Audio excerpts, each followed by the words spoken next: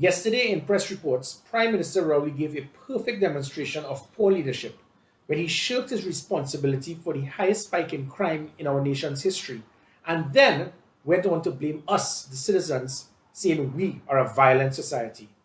An undignified pattern of behavior for any leader, since he has also blamed us for COVID casualties. We recall his pattern as well when he blamed women who were victims of domestic violence, stating that they were at fault for the men they selected. And 7 years on, he refuses to take responsibility for the poor state the country is in at this point in time. Comparing the murder rate and other violent crime in the first 3.5 months of last year to the same period this year is not as bad as comparing the last 8 months, which would have been September 2021 to the present day, to the 8 months before that, which was in fact my last 8 months in office, as this gives a more realistic pattern of the massive spike we have seen in crime recently. The annual ratio was below 340 murders per annum during my last 8 months in office. But in the 8 months after that, we are now going at over 600 murders per annum, which is almost twice the amount. Whereas politics usually cause a difference in views, the one nationally accepted view is that crime has, once again, become totally out of control. But what has caused the difference? Crime is a product of opportunity. If proper law enforcement policies, high visibility, deterrence, and immediate responses are implemented, as well as intelligence-driven police operations with the assistance of public support and technology, it can minimize the crime from taking place. This is known as predictive policing, along with strong principles of proper leadership, measuring performance, and ensuring accountability in the TTPS.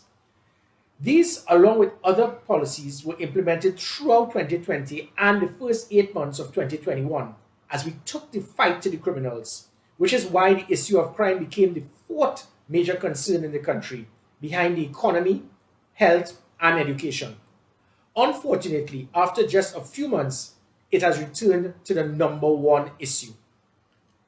Had the same policies, systems, units, and the use of technology continued to be used, the murder rate last year may very well have been close to 340, as it was on course for.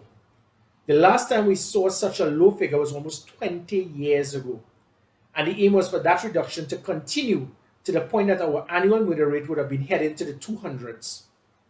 Unfortunately, due to the decisions of a Prime Minister, a Security Minister, and an Acting Commissioner of Police, most of the assets, tools, systems, and policies that were previously implemented were seen to be unnecessary and have been removed, disbanded, displaced, or outright shut down. Additionally, core members of the strategic team were also fired or removed, and today we are seeing the tangible results of such decisions. Police cannot and must not be blamed for the highest spike in crime ever seen in this country, because if we look, based on the remarkable results of crime reduction seen in 2020 and the first 8 months of 2021, it shows that with proper leadership, proper management, the Trinidad and Tobago Police Service was instrumental to constantly reduce crime during that period. This is clear evidence that it can be done. And despite Keith Rowley's disrespectful words to all citizens, even clearer evidence that society should not be blamed for what is an obvious failure in leadership. So without proper leadership, guidance, and proper operational direction, then motivation and morale of the same police officers charged with taking the fight to the criminals may decrease, because leadership by example would not exist. I may have political ambitions, but let me tell you this. I will always be a patriot to my country first, and I will do anything to assist this nation, my nation, our nation, even when I am not in authority. I have always been available, willing, and able to guide and support those in authority to show what was being done in my last 20 months in office, which caused crime to drastically decrease. However, this has not been seen as an option, as both the Prime Minister and the Acting Commissioner of Police have blatantly refused to communicate with me in any way. Nevertheless, searching for those to blame serves no useful purpose.